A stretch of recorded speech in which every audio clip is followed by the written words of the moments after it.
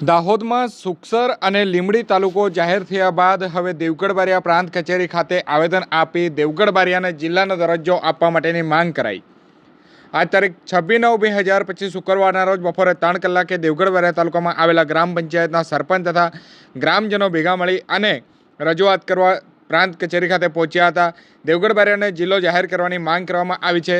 દેવગઢ બારિયાના ઊંધાવાડા ગ્રામ પંચાયતના પૂર્વ સરપંચ મુસાભાઈ કમાલવાળાએ જણાવ્યું કે દેવગઢ બારિયા નગર એક રાજા રજવાડો વખતનું પંચમહાલનું પેરિસનું સ્ટેટ ગણાતું હતું અને દેવગઢ બારિયા ખાતે DRL જમીન રેકર્ડ ઓફિસ, પાણી પુરવઠા જેવી ઓફિસો વર્ષોથી ચાલતી આવતી હતી, પરંતુ થોડા વર્ષથી દાહોદ ખસેડવામાં આવી છે અને હાલ નાયબ વન સંરક્ષકની કચેરી ચાલુ હોય તે પણ ત્યાં ખસેડી લેવામાં આવતે દેશત જો દેવગઢ બારિયા ખાતે જિલ્લો જાહેર કરવામાં આવે અને જિલ્લાના લાયક આ નગર કહેવાતા સાથે અમે પણ જણાવ્યું કે હાલ દેવગઢ બારિયા તાલુકાના નાગરિકોને જિલ્લાની કચેરીઓમાં કામકાજ અર્થે 55 કિલોમીટર જેટલું દૂર જવું પડે છે।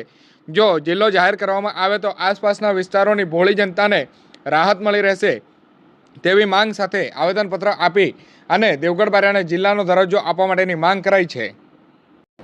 તમામ સરપંચો 100 જેટલા ઉપસ્થિત થયા હતા અને દેવગઢ બારિયાને જિલ્લો ઘોષિત કરવામાં આવે તેની માંગ કરવા માટે ઉપસ્થિત થયા હતા।